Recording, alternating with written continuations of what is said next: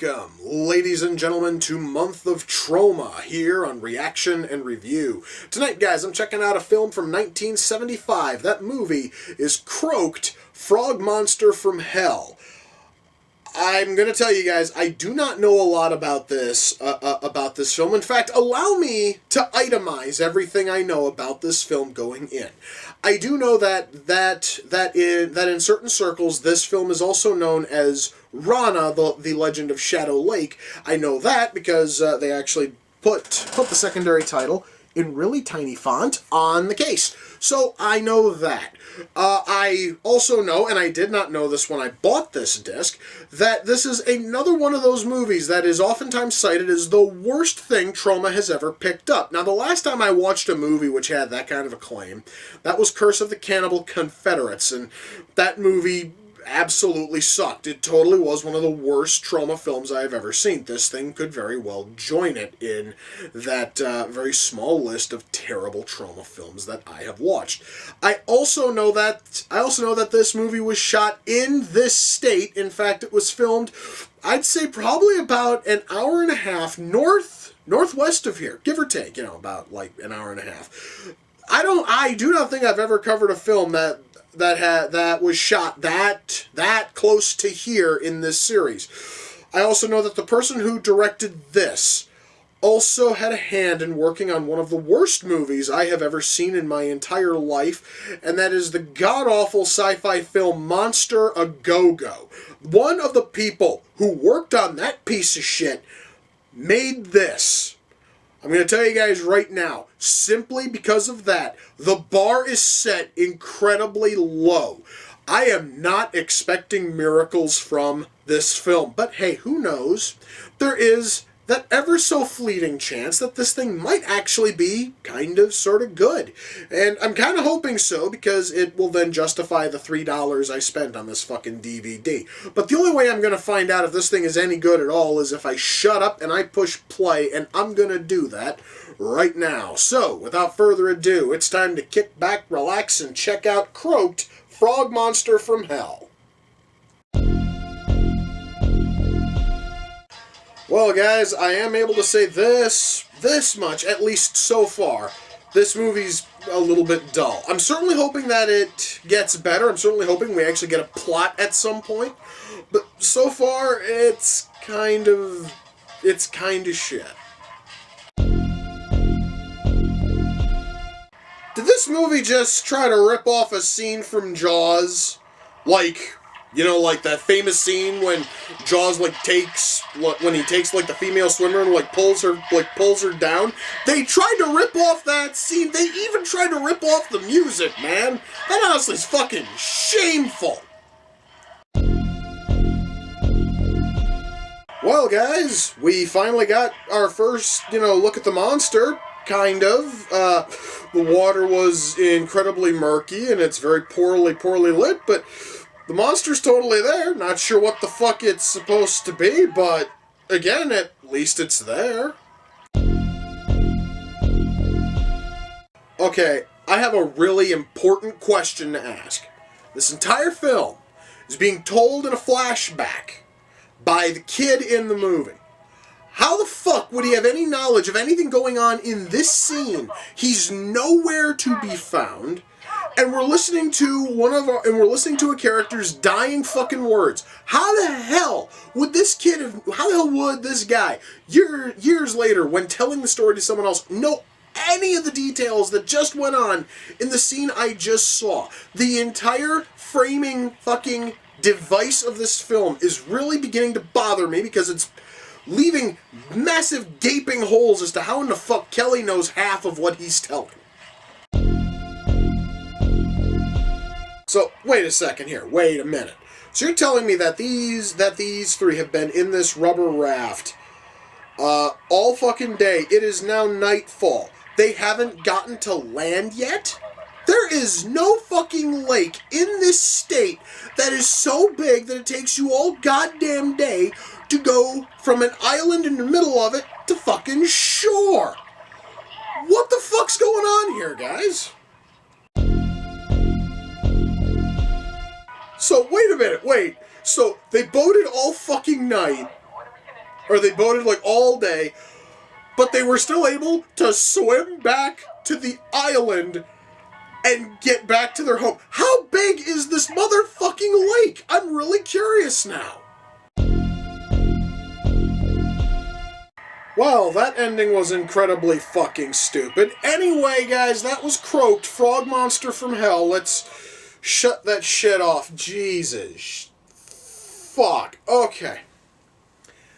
Before I get started, I want to say one big thing. I stated at the very start of this that I had set the bar for this film incredibly low. I will say it was able to clear the low expectations I had set for it. It did not clear it by much, but it was better than I had expected.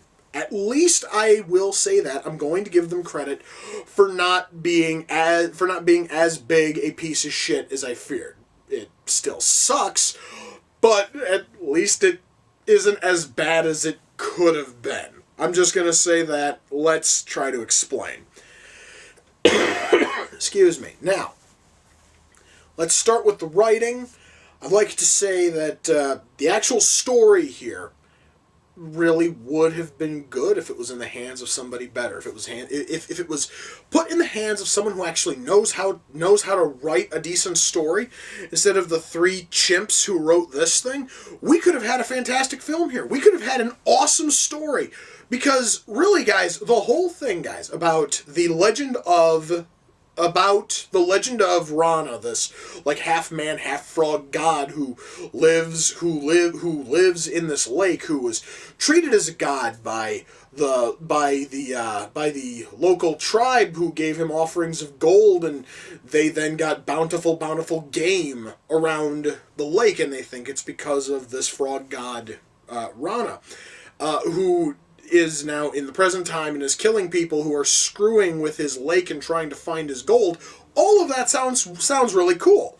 And it would have made for a great film once more if it was written competently. But problems persist. Okay? First of all, we have the whole framing thing, where Kelly, the child in the story, is grown up and is telling this, as far as I can tell, random fucking stranger about his time on the lake, especially the stuff involving Rana.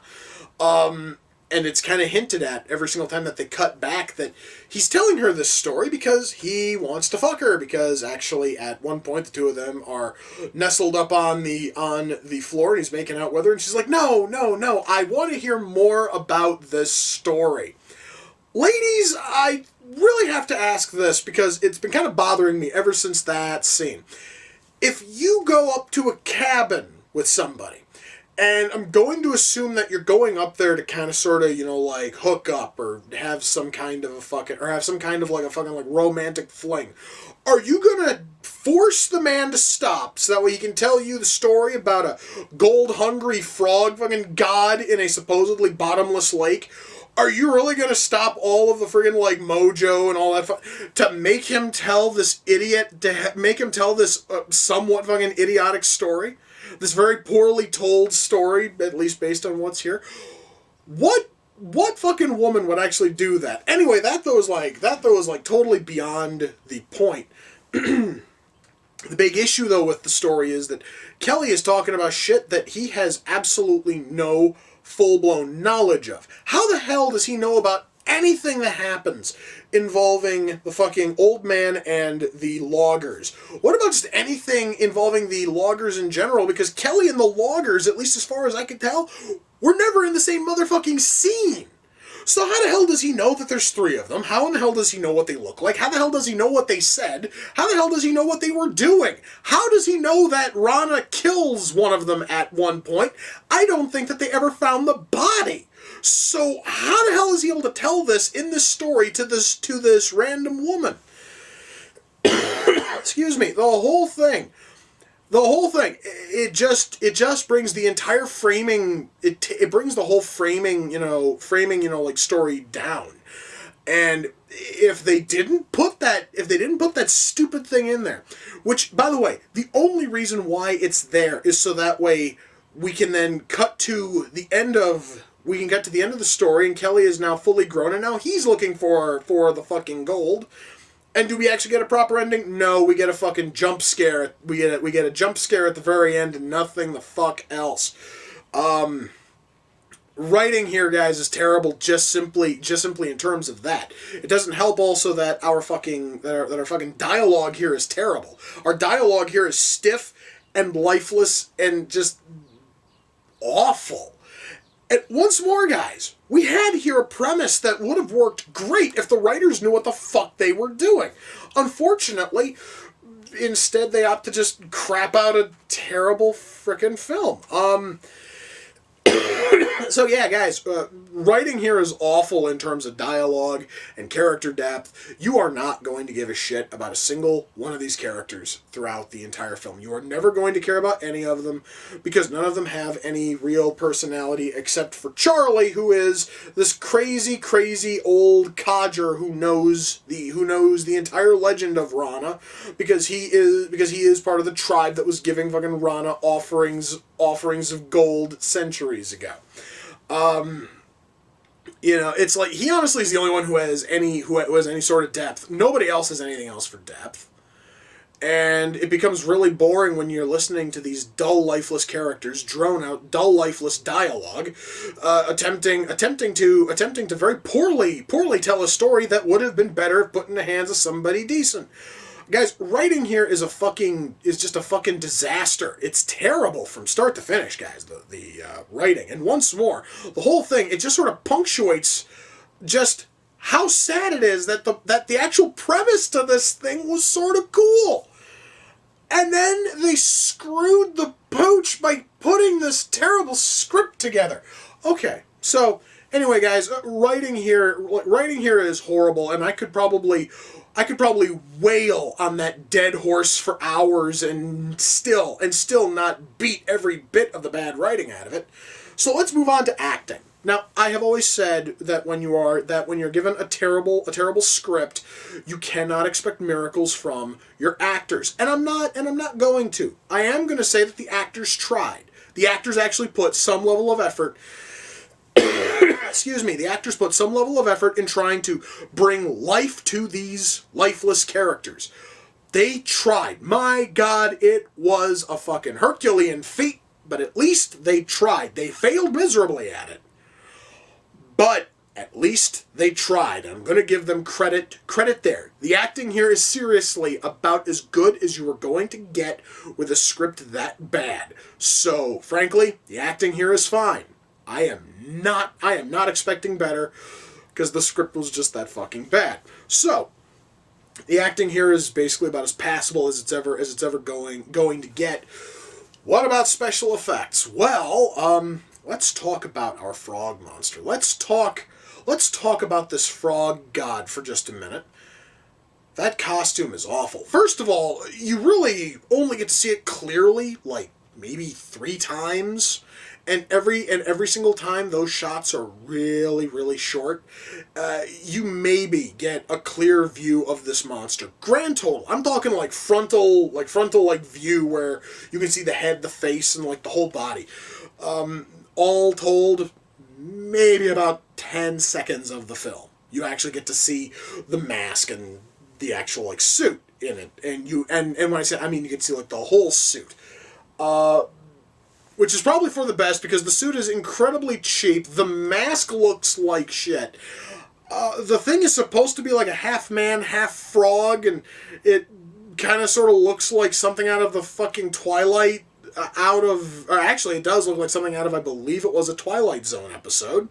But it doesn't fucking look like a frog, and it certainly doesn't look like a guy, and then the rest of the suit is this really cheap rubber suit that fits real loosely on the 2 actors who played fucking Rana. Apparently, yeah, there were 2 actors who played this frog monster god thing. The suit was shit. And unfortunately, that really is like one of the few special effects this movie has. We do have a very small number. I'm talking maybe 2, possibly 3 fucking squibs. Actually, like squibs actually put on people. And those honestly look, fine, but then again, that also is because it is exceedingly difficult to fuck up a squib. So at least that looked okay. The blood that's seen in here, what very, very little is here, looks fine. There is a shot where our frog monster, Rana's fingers are chopped off, and we're then left with these ultra like rubbery fingers, like just sitting on a table, like flopping around and moving. It looks decent, but it also looks kind of sort of cheap. Special effects here, guys, are kind of shit. I'm just going to tell you right now. Everything, honestly, that is done competently here could be done competently by anybody, and anything that would have taken effort looks horrible. Special effects here are not that good. Camera work here is fine. The picture honestly is kind of fuzzy, but I really think that has more to do with the DVD than the actual film, itself. So I can't really gripe on that too much.